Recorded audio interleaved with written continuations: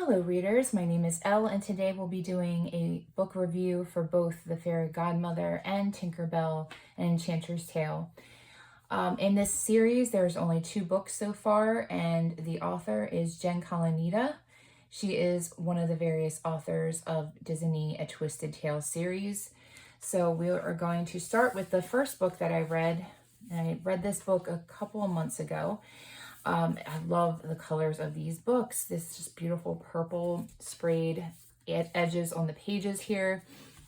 And it has a matte finish with the glossy flowers around the edges here of the book. Beautiful glass slipper. It's just really pretty. Let's go ahead and actually take off the dust jacket from the book. Oh, it's a nice dark book. And it has the purple foiling on the spine there, Fairy Godmother. And let's flip this over. Oh wow, look how pretty that is. We have a little squirrely here. We got a portal, and we have the Fairy Godmother standing in front of this castle. And we do recognize that this is the Fairy Godmother by the purple cape, and then there's like a pink bow sticking out right here. However, she doesn't have her white hair. It's the dark hair flowing in the wind here coming from her hood. And she's casting a spell. And we got the silver, or this glass slipper, but it's like a shiny gloss. It's really pretty. So let's go ahead and put this beautiful dust jacket back on its book. And we're going to read the blurb of the book on the sleeve here. Some people don't like reading the summary before the story, and I understand in this case because I actually found a mistake. We'll talk about that. All right, so a fairy godmother is made, not born. Renee Dubois is determined to prove that fairies are real. A governess with a tragic past, Renee leans into all things whimsical when taking care of her young cousins, teaching them all she's learned about the fae folk of legend, much to her aunt's chagrin. Yet when one of the children follows her into the woods one night and is caught in mortal peril. Okay, so that's where the mistake is. One of the children does not follow Renee Dubois into the woods. She actually follows one of her cousins, the youngest cousin, into the woods. So that's where it got mixed up, got turned around. Renee has no choice but to offer herself in his place. Just when she thinks this is the end, she's saved by a mysterious duo who take Renee under their wings and bring her into the world of the fae. So begins a life Renee hadn't dared to dream of, studying magic, forging friendships, and stumbling upon an unlikely romance. Renee is on an exciting path, but this new path is not without its own challenges. Renee longs to return to the mortal realm with the coveted title of Godmother, a dream that seems just out of reach, and her tireless empathy as well as her boundless determination might be just what she needs to become the fairy godmother the world will come to know. Yeah, this was pretty good. I love this story.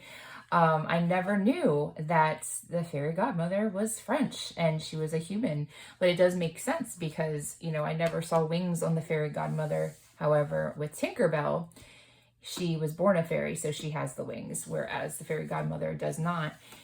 I definitely think that this story was endearing, and I enjoyed how, like, Renee Dubois is human and how she does turn into a fairy godmother and obtaining her, you know, fae powers.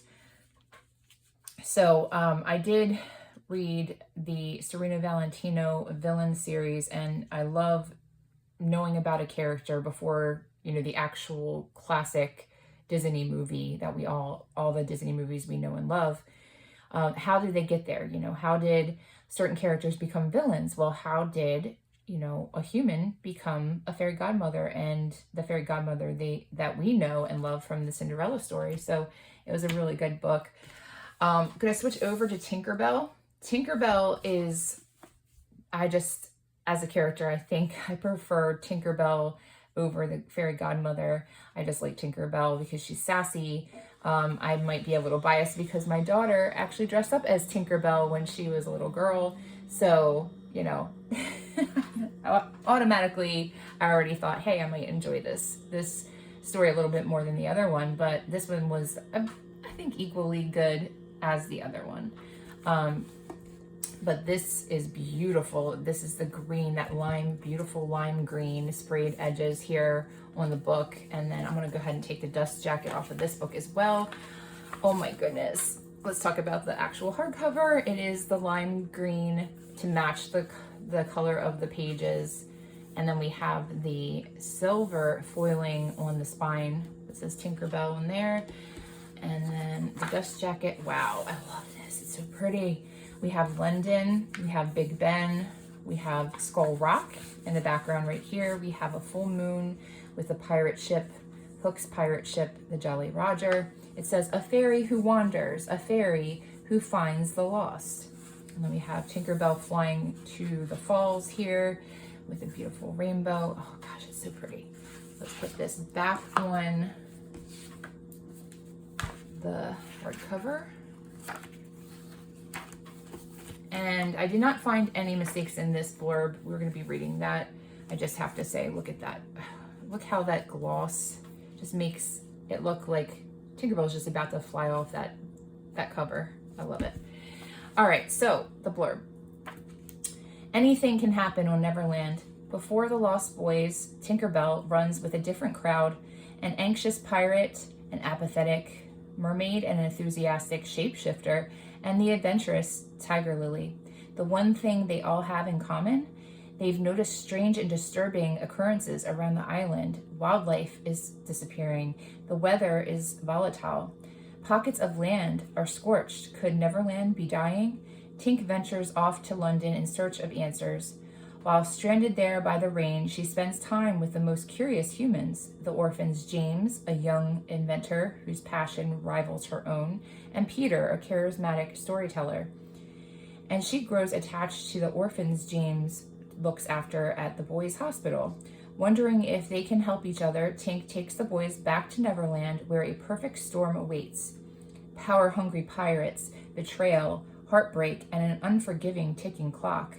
Soon, Tink must forge a new path and imagine a new future for Neverland, or lose everything she's grown to love.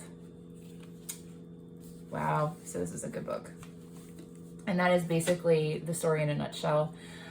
This book was a little bit different than the Fairy Godmother. I don't believe that the Fairy Godmother has parts to it. I think this is... Yep, it's just like from beginning to end, you just read straight through with this book. But Tinkerbell, you actually have 3 parts in Tinkerbell. We have the prologue. And then after the prologue, we start chapter 1, and then that's part 1 of the book, Wanderer. And then 10 more chapters later,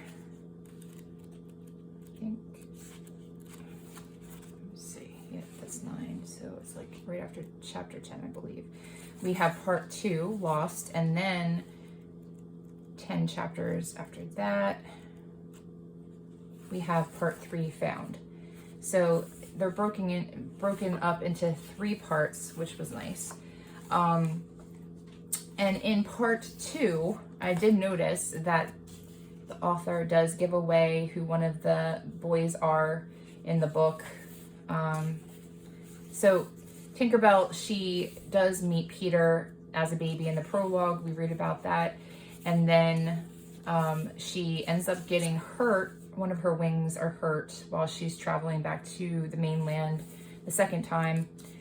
And she's trying to help a friend out in Neverland. So she's trying to get some tonics to heal her friend.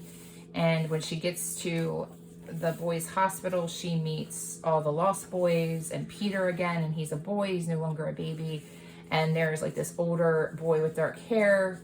And we do kind of assume that this is going to be James, but the nurse calls him Deer. And she sees all the Lost Boys in these animal costumes. So she's like, is Deer his name? D-E-E-R? She's so cute. But they refer to James as Deer at first because nobody says his name and he wasn't introducing himself yet. So she thinks his name's Deer. And it says dear said dear, all that stuff. And then when you get to page 112, it says, that's a rubber band, James explained. So she kind of gives it away. And then she goes back to said dear and dear said. But yeah, that's okay. They, like, I think in the next chapter introduce James and his real name, but that was a little giveaway right there. Gosh, this is a really good book. If you guys have read this book, please comment below and tell me what you thought of these books. Did you prefer one book over the other? Have you read these books yet? Are you interested in reading them? Which one would you like to read first? If you haven't subscribed to my channel, please subscribe, and we'll see you back here soon. Take care.